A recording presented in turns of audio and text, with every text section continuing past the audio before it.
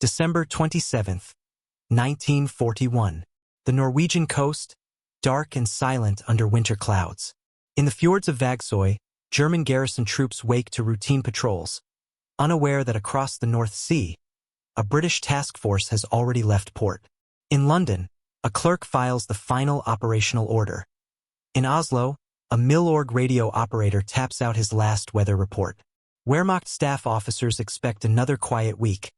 Coastal defenses holding, or convoys running. The long Norwegian winter settling in. But at 08:48 hours, the first salvo from HMS Kenya will shatter that calm, and 6 hours of combat will set in motion a strategic distortion lasting years. The raid planners sought shock, not territory. They would get both and something far greater. They did not yet know that this single morning would lock 300,000 German troops in a fortress that would never face invasion. The iron or moved south in a steady stream, black-hulled freighters hugging the Norwegian coast from Narvik to the factories of the Ruhr. Each ton fed the furnaces that built tanks, ships, and shells. That flow had made Norway a prize when Germany launched Operation Weserübung in April 1940. Oslo fell in hours. Narvik took weeks of bitter fighting.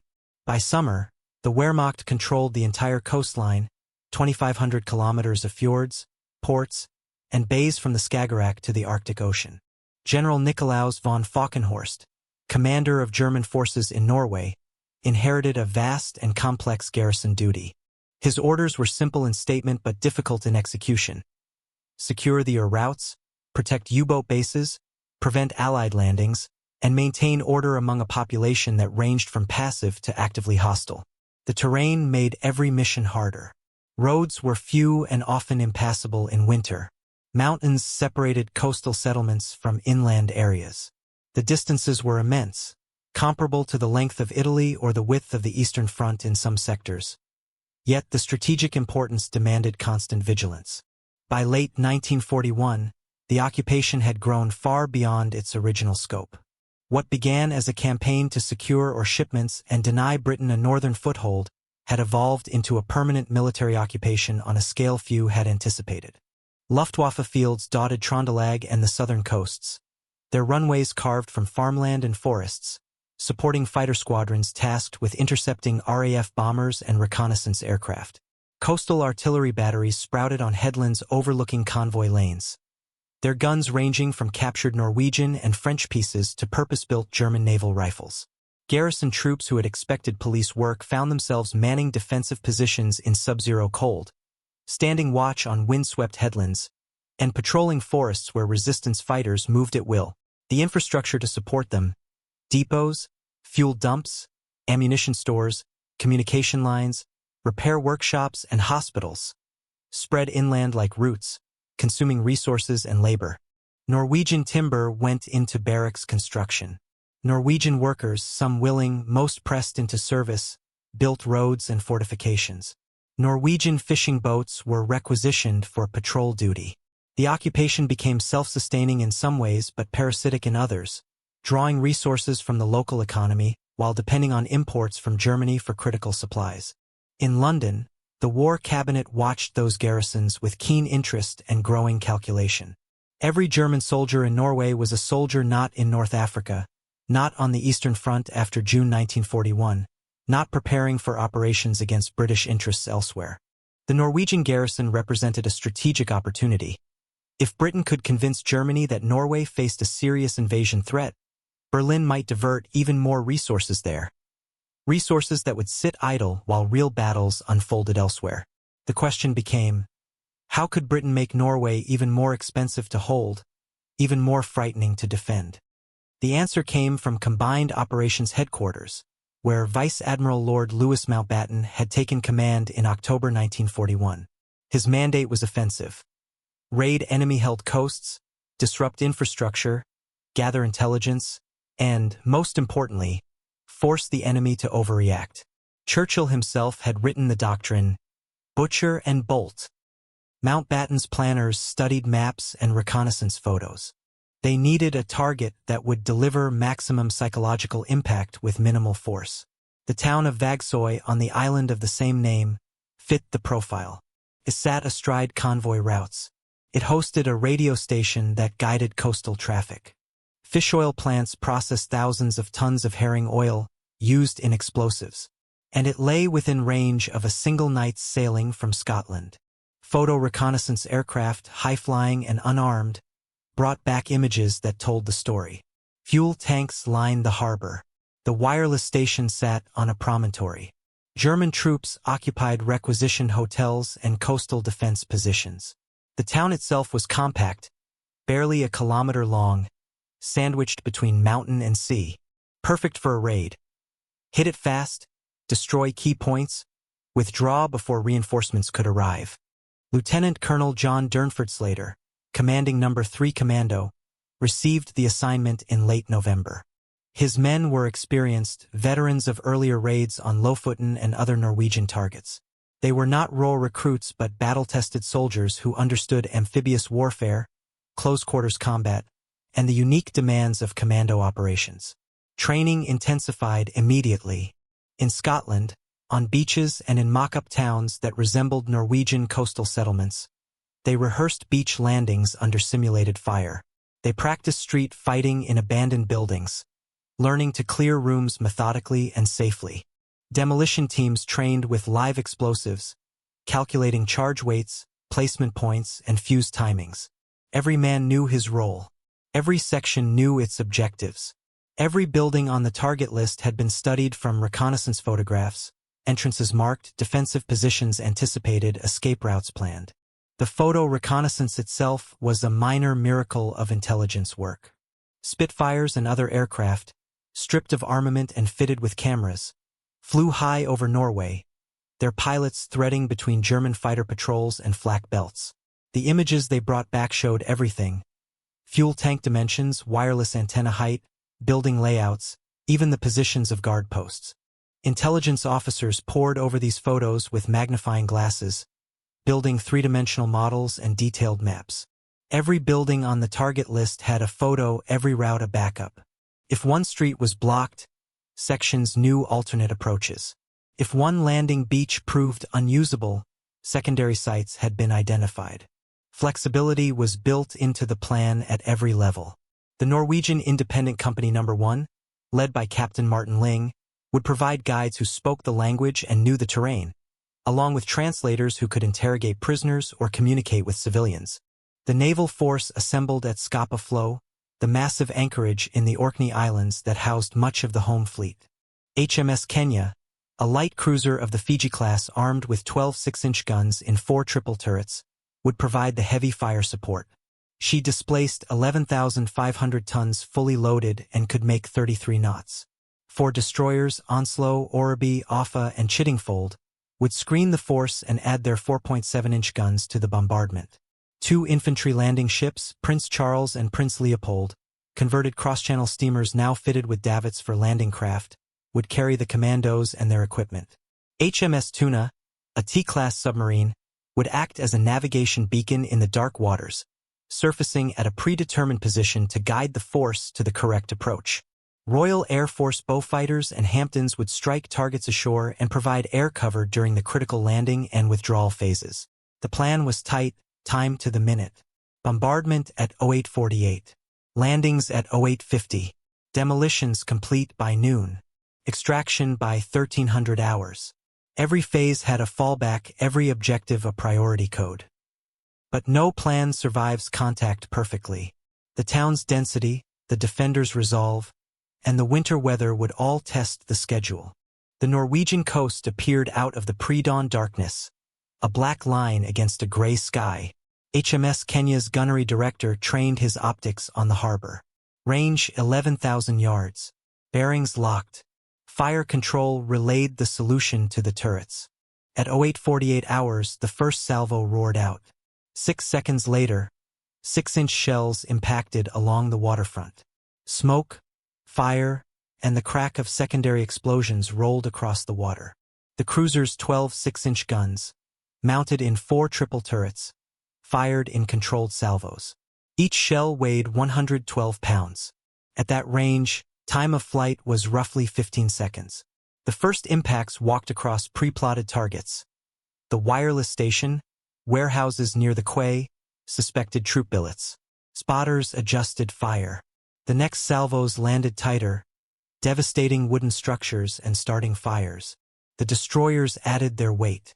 Onslow, Orreby, Offa, and Chiddingfold, each armed with 4 or more 4.7-inch guns, engaged targets along the waterfront and inland slopes. Smoke generators on their decks spewed white chemical clouds that drifted across the harbor entrance, screening the landing craft. The smoke mixed with cordite fumes and the acrid smell of burning buildings, creating a thick curtain that obscured visibility. Inside the LCS, landing craft, assault, commandos crouched low, weapons ready, faces smeared with camouflage grease. Each craft carried 35 to 40 men, packed shoulder to shoulder. The wooden hulls thumped against waves. Engines growled at full throttle. Cold spray soaked uniforms already stiff from the pre-dawn chill. Men checked magazines, adjusted slings, and waited for the grounding that would send them into combat. Ashore, the German garrison scrambled. Alarm bells rang in barracks and billets. Officers shouted orders. Troops grabbed rifles and helmets, running toward preset defensive positions. But the communication lines were already cut. Saboteurs from the resistance had severed telephone cables hours before, isolating the town from Bergen and higher headquarters. The wireless station tried to send alerts, keying frantic transmissions, but jamming and the chaos of bombardment delayed coherent messages. Higher headquarters in Bergen received only fragments. Heavy shelling, unknown force size, possible large-scale landing. The first LCS grounded at 0850 hours. At Vågsøy town, No. 3 Commandos' main force hit the waterfront under covering fire from Kenya's final salvos. At Hollavik, south of the town, a smaller detachment secured the flank, neutralizing a coastal battery and blocking reinforcement routes. Men poured out of the landing craft, boots splashing through icy surf, advancing into streets still echoing with shellfire. The cold hit hard. Temperatures hovered near freezing, and wet uniforms became instant liabilities. Rear Admiral Harold Martin Burrow, commanding the naval force from Kenya's bridge, watched the landing through binoculars. Smoke obscured much of the town, but muzzle flashes and tracer fire told him the fight had begun. He ordered the cruiser to shift fire to pre-planned secondary targets. Suspected reinforcement routes, ammunition stores, and buildings marked on reconnaissance photos as possible strongpoints. Over 300 rounds of 6-inch ammunition would be expended in approximately 23 minutes.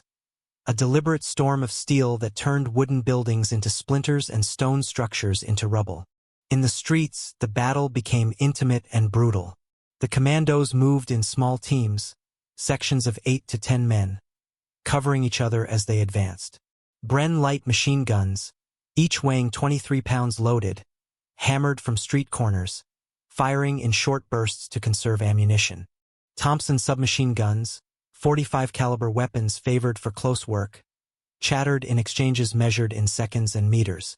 Lee Enfield rifles cracked from windows and doorways, their 10-round magazines allowing sustained fire. German defenders, recovering from the initial shock, returned fire from prepared positions. Some were coastal artillery troops, lightly armed with rifles and pistols, trained primarily for static defense and not accustomed to street fighting. Others were Wehrmacht infantry with frontline experience from Poland, France, or the Eastern Front. These men knew combat. They used cover effectively, set up interlocking fields of fire, and fought with discipline. Machine gun nests, sighted to cover key intersections, forced the commandos to flank or grenade their way through. Durnford Slater led from the front, coordinating the assault groups by runner and radio. His objective list was precise and prioritized. The German headquarters building, the wireless station, the fuel tanks, the fish oil stores, and the herring oil factory. Demolition teams carried pre-packed charges, slabs of explosive wrapped in canvas, with timed fuses already attached. Every target had a priority code and a time limit. Take it, blow it, move to the next. Speed mattered. The entire operation was timed to finish before German reinforcements could arrive from inland garrisons or nearby towns.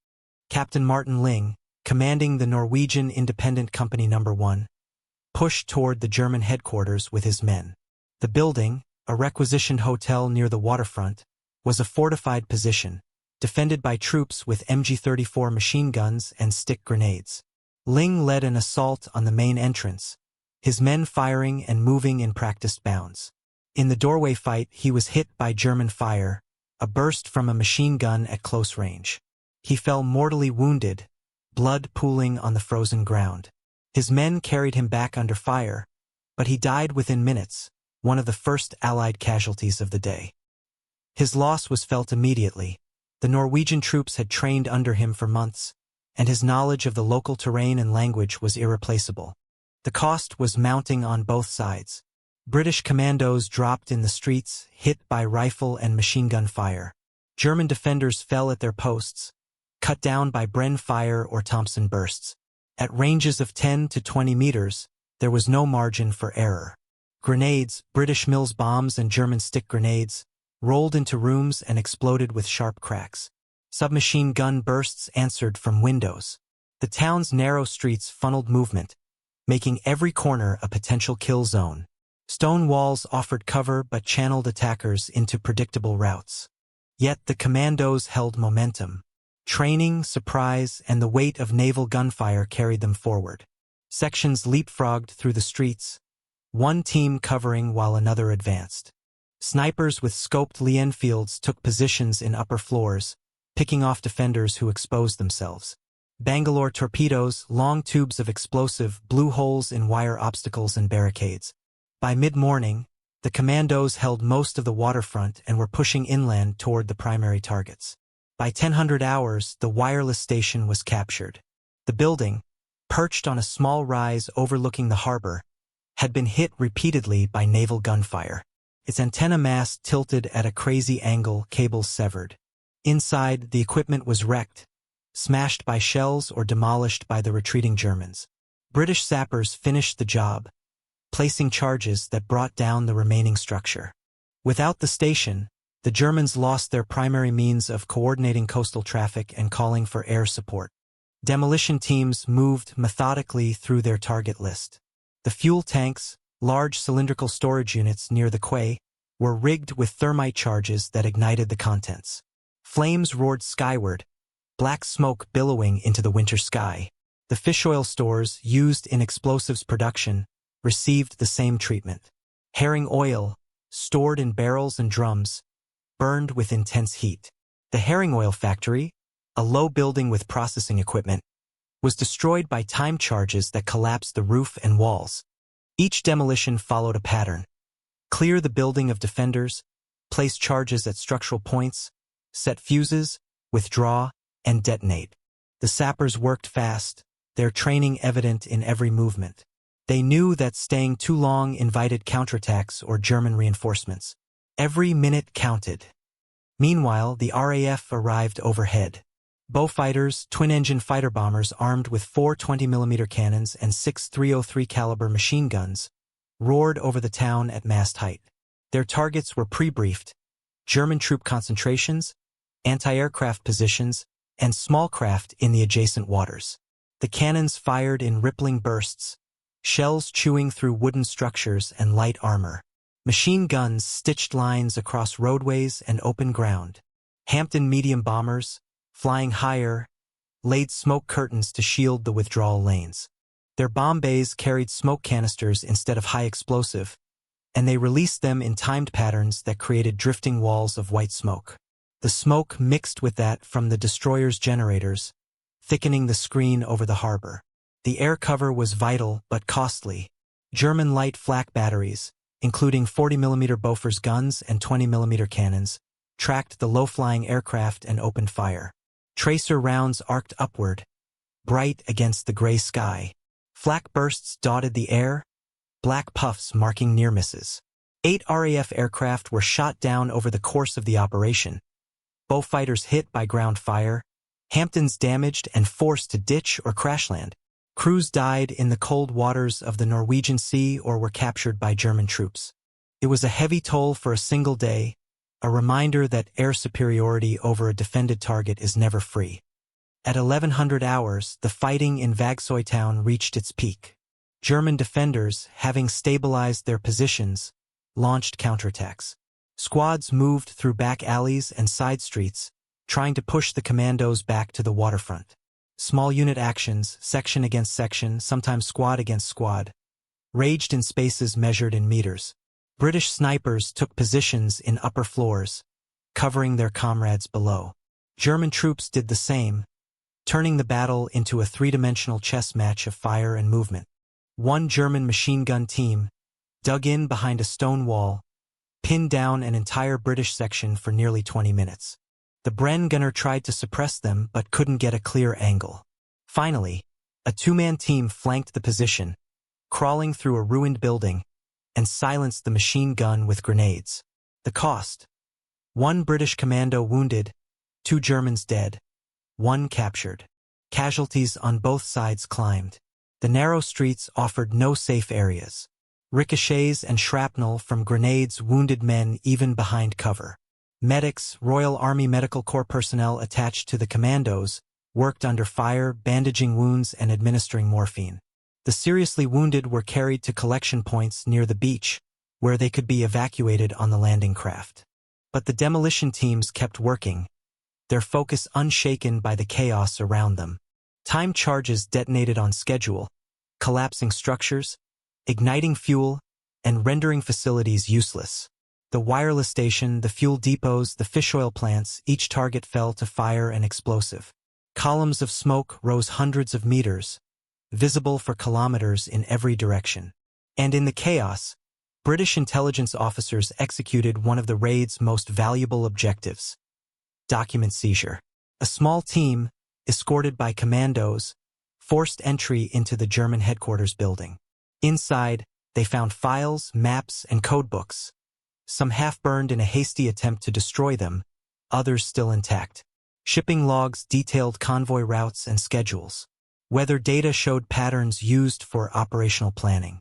And most critically, a German naval code, a book containing cipher keys, was discovered in a desk drawer. The intelligence officers bundled the documents, stuffing them into waterproof bags, and rushed them to the beach under armed escort. These papers, once analyzed in London, would prove more valuable than all the structural damage combined. They would inform convoy routing, anti-submarine operations, and future raids for months. By 1200 hours, Durnford-Slater judged the mission complete. Every primary target was destroyed or captured. The town was in flames, key facilities wrecked, and documents seized. Staying longer would only increase casualties without meaningful gain. German reinforcements would be moving by now, alerted by the smoke and the sound of battle. He ordered the withdrawal. Smoke generators on the destroyers renewed their screens, pumping fresh clouds across the harbor. LCS returned to the beaches, engines straining against the tide and the weight of men and equipment. The craft nosed onto the shingle, ramps dropped, and men waded out to board. Wounded were carried first, then the demolition teams, then the rearguards. The extraction was a fighting retreat, a disciplined withdrawal under fire. German troops pressed forward, firing into the smoke and trying to reach the beach before the last craft left. British rearguards, sections designated to hold positions until the main body withdrew, dug in at key choke points. They fired controlled bursts, conserving ammunition, forcing the Germans to advance cautiously. When the order came, they fell back by bounds, one team covering while another moved, maintaining contact with the enemy but never allowing themselves to be pinned. Wounded men were carried to the craft on stretchers or supported by comrades. Those who could walk helped those who could not, staggering through the surf with arms slung over shoulders. Blood stained the water where wounded men were loaded aboard. Medics continued their work even as bullets snapped overhead, tightening tourniquets and checking bandages. Civilians, Norwegians who had collaborated with the occupiers, or who simply wanted to escape German rule, crowded onto the boats. Over 70 Norwegian civilians left with the force, choosing exile over the reprisals they feared would follow. They carried what they could: bundles of clothes, photographs, a few personal items. Children clung to parents. Old men and women moved slowly, helped aboard by commandos. At 13:30 hours, the last LCA pushed off, its ramp-up, engine roaring. Naval gunfire continued, suppressing any pursuit. Kenya's 6-inch guns fired on pre-plotted targets inland, blocking roads and cratering junctions to delay reinforcements. The destroyers formed a protective screen as the transports turned west, heading for open water and the safety of the North Sea. Ju-88 bombers from Luftflotte 5 arrived overhead, too late. The raiders were gone, hidden by smoke and the failing winter light. The German aircraft circled the burning town, their crews reporting heavy damage and the departing British force now out of range. Pursuit was impossible. By the time the bombers had scrambled, armed, and reached the target, the naval force was kilometers away, protected by weather, smoke, and the approaching darkness. Final tally compiled over the following days. British forces suffered approximately 22 killed in action and 57 wounded across all services: Commandos, Royal Navy, and RAF. 8 RAF aircraft lost, 6 Beaufighters and 2 Hamptons, with their crews killed or captured. German casualties were estimated at 120 dead and 98 taken prisoner, though exact figures remained uncertain in the chaos and destruction. The town of Vågsøy lay in ruins, key facilities destroyed, infrastructure wrecked, and British intelligence had acquired documents that would inform convoy warfare, anti-submarine operations, and strategic planning for months to come. In the Führerhauptquartier at Rassenburg, East Prussia, the morning reports from Norway arrived by teletype on December 28. Staff officers read the summaries and updated situation maps with colored pins and grease pencils. A raid, British commandos, heavy naval bombardment, town destroyed, garrison losses significant, prisoners taken, documents seized. Adolf Hitler studied the map, his concern evident to those present. Norway had always worried him. A long, vulnerable coastline, over 2,500 kilometers from the southern tip to the Arctic, impossible to defend everywhere at once. The geography haunted German planning. Every fjord was a potential landing site.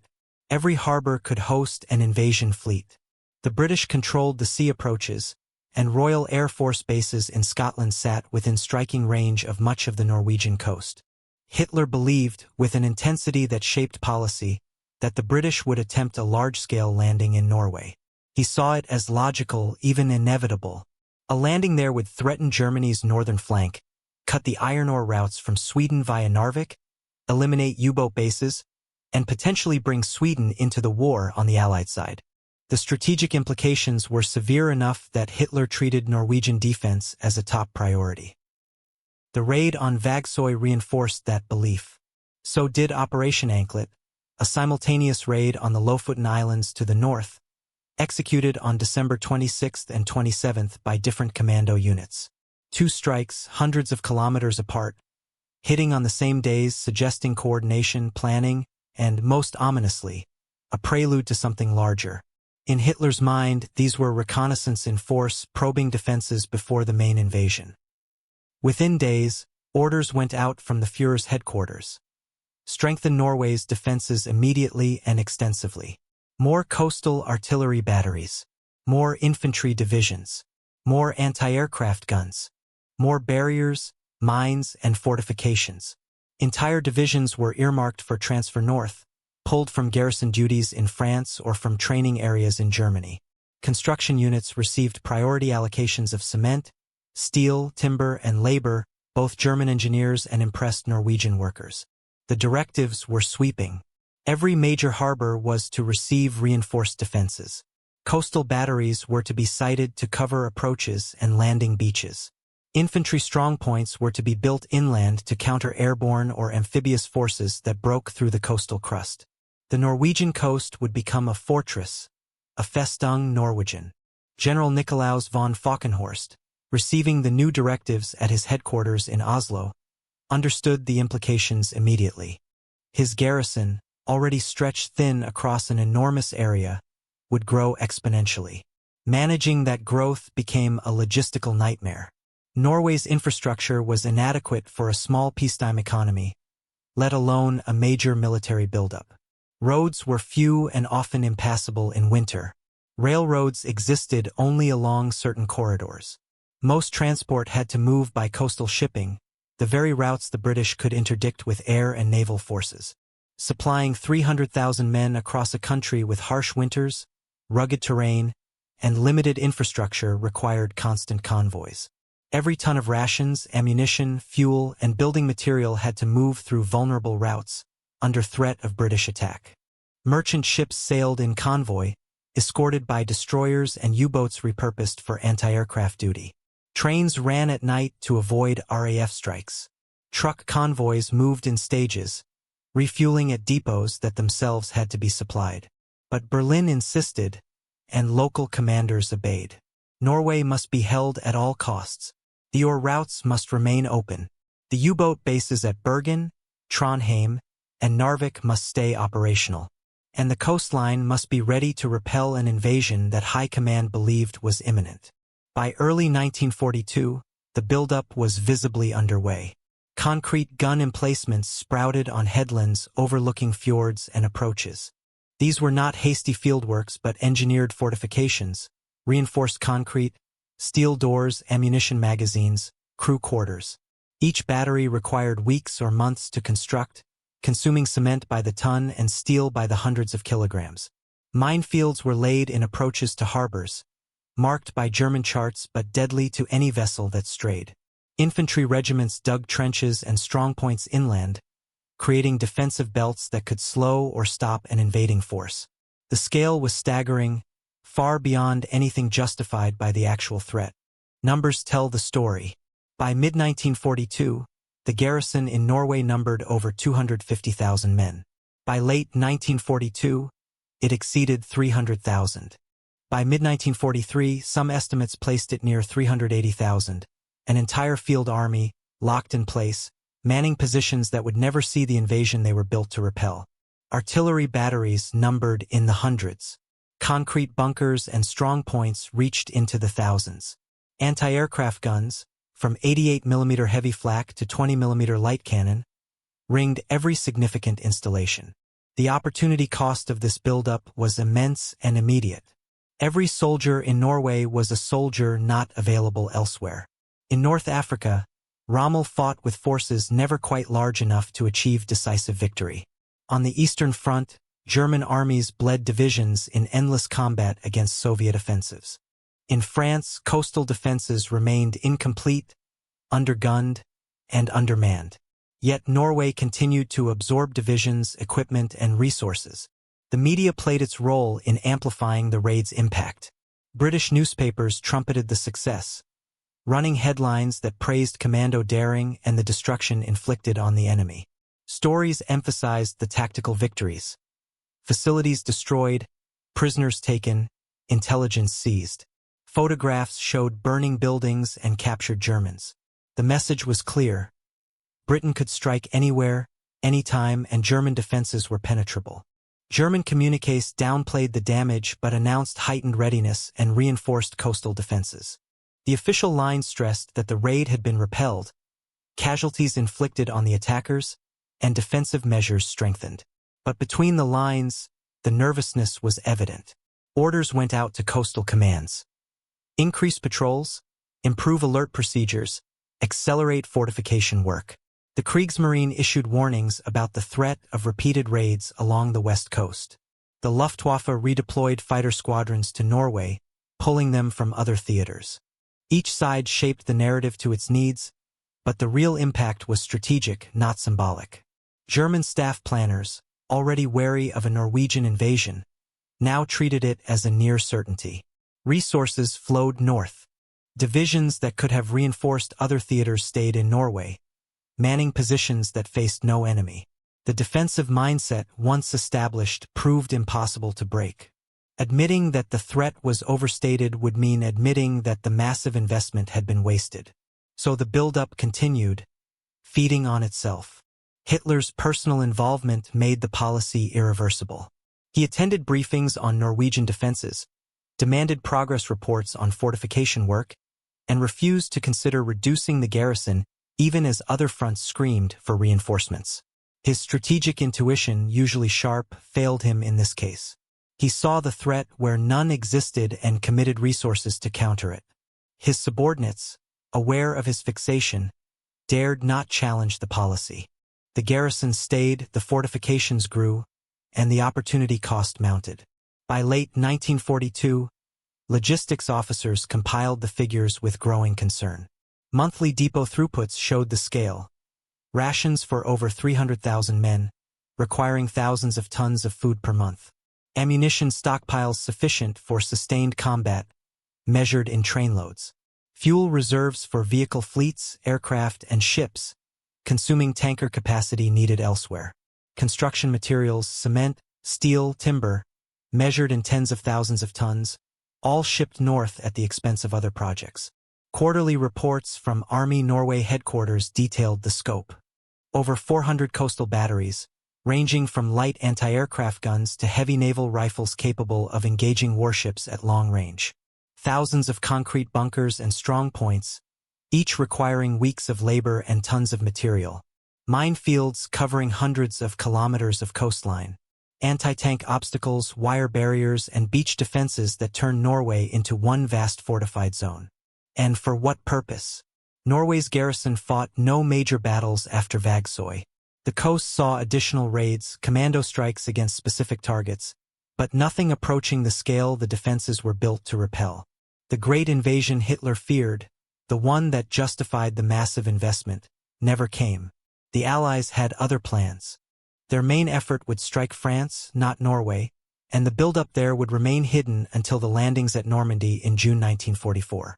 The strategic distortion was complete. Germany had committed an army to defend a front that would never see combat, fortified a coastline that would never be invaded, and poured resources into preparations for a battle that would never happen. The raid on Vågsøy, combined with Operation Anklet and the broader policy of coastal harassment, convinced German leadership that Norway required fortress-level defenses. The cost of that conviction would echo through the remaining years of the war. In 1943, when the tide of war turned decisively against Germany, Norway's garrison remained at full strength. While Soviet forces pushed westward and Allied bombers pounded German cities, 300,000 men guarded Norwegian fjords. While U-boat losses mounted and the Battle of the Atlantic reached its crisis, divisions sat idle in Scandinavia. While Rommel retreated across North Africa and Italy faced invasion, Norway's fortresses stood manned and supplied, awaiting an enemy that would never arrive. Quartermaster tables from late 1942 and early 1943 show the burden in stark numbers. Monthly supply convoys to Norway, over 150,000 tons of dry cargo, 40,000 tons of fuel, and uncounted tons of construction materials. Annual cement consumption for fortifications, over 500,000 tons, enough to build entire cities. Steel allocations for bunkers and obstacles, tens of thousands of tons, diverted from tank production, shipbuilding, and critical repairs. Labor, German engineers, construction battalions, and impressed Norwegian workers numbering in the tens of thousands, all tied to projects that served no active front. The raid on Vågsøy did not create Norway's strategic importance. The iron ore routes, the U-boat bases, the geographic position, all of those mattered and would have required some level of defense regardless. But the raid accelerated and justified a garrison policy that locked massive resources in a theater that would see almost no fighting for the rest of the war. It triggered a psychological response that outweighed the tactical damage by orders of magnitude. One morning of combat, 6 hours of demolitions and street fighting, 570 commandos, and a strategic echo that resonated for 3.5 years, tying down an army that could have changed outcomes elsewhere. By 1943, the pattern was clear and irreversible. Logistics ledgers from German supply offices show the scale in unforgiving detail. Cement allocations to Norway rivaled those for the Atlantic Wall in France. Steel tonnage for coastal fortifications consumed resources desperately needed for tank production, ship construction, and industrial repairs. Engineer battalions, specialists whose skills could have rebuilt bombed factories or constructed emergency airfields, instead built hundreds of strongpoints that would never fire a shot in anger, never repel an actual assault, never justify the months of labor invested in them. The Atlantic Wall, the defensive barrier meant to protect occupied France from invasion, competed directly for the same resources. Every cubic meter of concrete poured into a Norwegian bunker was concrete unavailable for fortifying French beaches where the real invasion would eventually come. Every artillery piece sighted on a Norwegian fjord, carefully aim-placed and supplied with ammunition, was a gun not covering the approaches to Normandy or guarding the Channel ports.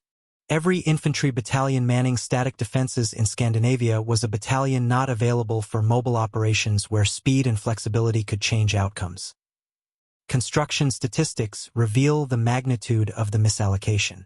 Between January 1942 and June 1944, Germany poured an estimated 600,000 tons of concrete into Norwegian coastal defenses.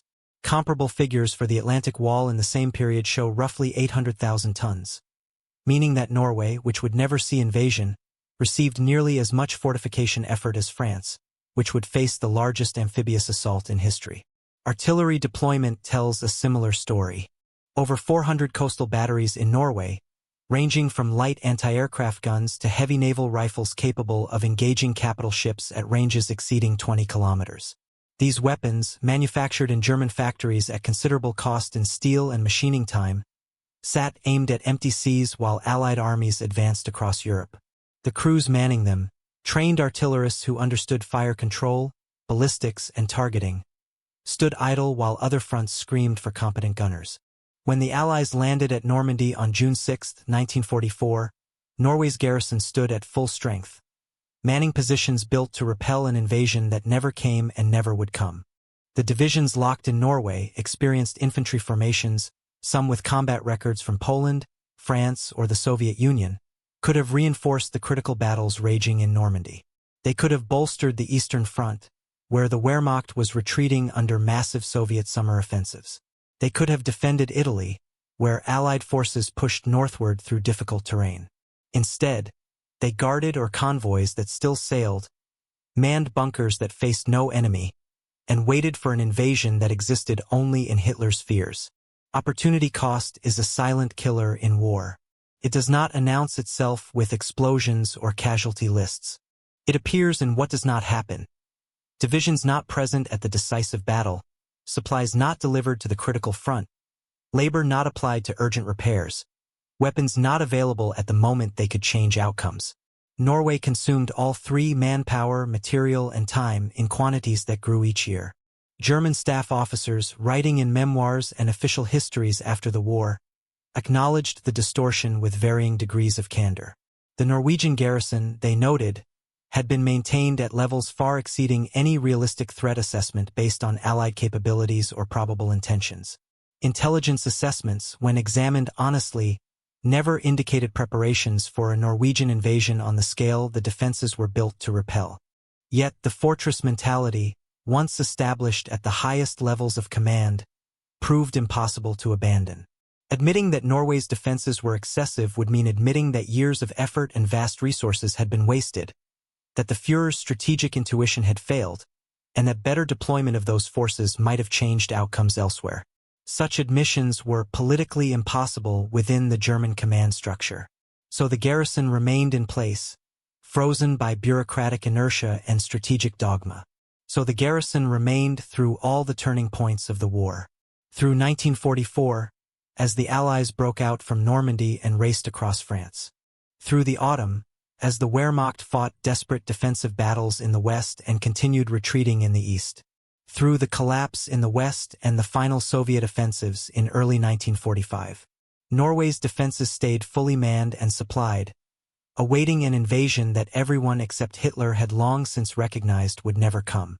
Supply convoys continued running the gauntlet of Allied air and submarine attack to deliver rations, ammunition, and replacement equipment to garrisons that would never fire most of their ammunition in combat. Only in May 1945, with Germany's unconditional surrender, did the garrison finally stand down, still nearly 300,000 strong, still well supplied, still holding positions that had never been seriously tested. Post-war British assessments credited Operation Archery with triggering the buildup. The raid, combined with Operation Anklet and the broader policy of coastal harassment, convinced German leadership that Norway required fortress-level defenses. The cost of that conviction: hundreds of thousands of troops tied down for years, resources diverted from critical needs, and a strategic rigidity that prevented reallocation even as other fronts collapsed. The ledger is stark. From one cruiser, 4 destroyers, and 570 commandos came years of fortification, a garrison that peaked near 380,000 men, and defensive works counted in the hundreds of batteries and thousands of strongpoints. The return on investment measured in German overcommitment was extraordinary. Vice Admiral Mountbatten's doctrine, force the enemy to overreact, succeeded beyond expectation. The raid inflicted immediate tactical damage. Buildings destroyed, facilities wrecked, intelligence seized. But the strategic damage unfolded over months and years, as Berlin poured resources into a theater that mattered less than they believed. A British cabinet file, dated 1946, summarized the lesson. Tactical raids, properly executed, can yield strategic distortions. The raid's physical footprint, one morning, one town, was tiny. Its psychological footprint reshaped German defensive policy for the remainder of the war. The commandos who fought at Vågsøy did not know they were shaping strategy. They knew only their objectives: land, fight, destroy, withdraw. The documents they seized, the fuel they burned, the wireless station they wrecked, these were tactical successes. That their action triggered a multi-year, multi-division German overcommitment was something planners hoped for but could not guarantee. Yet it happened. The raid convinced Hitler and his staff that Norway was under existential threat.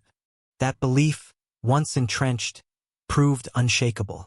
Every subsequent raid, every intelligence report, every rumor of Allied buildup in Britain reinforced the conviction. And so the garrison grew, the fortifications multiplied, and the opportunity cost mounted. In 1953, a German naval officer, writing his memoirs, reflected on the Norwegian garrison. He called it a self-imposed siege, a defensive posture maintained long after the threat had passed. He noted that the resources spent there might have changed outcomes elsewhere, not decisively perhaps, but enough to matter. The final accounting is straightforward and damning when viewed with hindsight. Operation Archery destroyed a wireless station that could have been rebuilt in weeks, several fuel depots containing perhaps a few hundred tons of petroleum products, and fish oil plants whose production could have been replaced from other sources. It killed or captured over 200 German troops, a loss that could be made good from reserves in days. It seized intelligence that aided convoy operations and anti-submarine warfare for several months before German codes and procedures changed, rendering the captured documents obsolete. Measured purely in physical destruction and immediate tactical gains, the raid was a minor operation with modest results. And yet, it triggered a strategic response that tied down hundreds of thousands of men for years, consumed vast tonnages of supplies that had to be shipped through contested waters at the cost of merchant vessels and their crews, diverted construction resources from critical projects in theaters where fighting raged daily, and created a defensive posture that became psychologically and politically impossible to reverse even when operational realities changed. The return on investment, measured in enemy resources immobilized and wasted, was extraordinary by any standard. 570 commandos, supported by 1 cruiser and 4 destroyers, operating for 6 hours, produced a multi-year strategic distortion that affected German force deployment until the war's end. From a 6-hour raid came years of consequence. The explosions faded, the fires burned out, the commandos went home. But the strategic ripple, the overcommitment, the fortress mentality, the immobilized divisions, lasted until the war's end. That is the paradox of archery. The raid's direct effects were minor. Its indirect effects were immense. The buildings destroyed could be rebuilt. The facilities wrecked could be replaced. But the strategic distortion, once set in motion, could not be undone. It fed on itself, growing with each new fortification, each additional division, each convoy of cement and steel sailing north. In the end, the lesson is simple: perception shapes strategy, and strategy shapes resource allocation. The Germans perceived an invasion threat. They shaped their strategy to counter it, and they allocated resources, time, manpower, material accordingly. The Allies never came, but the resources stayed, locked in place, unavailable when they mattered most. A monument stands today near Vågsøy, commemorating the raid and those who fought there. It is quiet, factual, respectful, a stone marker with names and dates. No grand rhetoric, no bold claims, just memory, and that, perhaps, is fitting. The raid was never about glory. It was about forcing the enemy to make a mistake. And in that, it succeeded beyond measure. What is your perspective on this part of history? Share your thoughts in the comments, because every memory and reflection helps keep the past alive.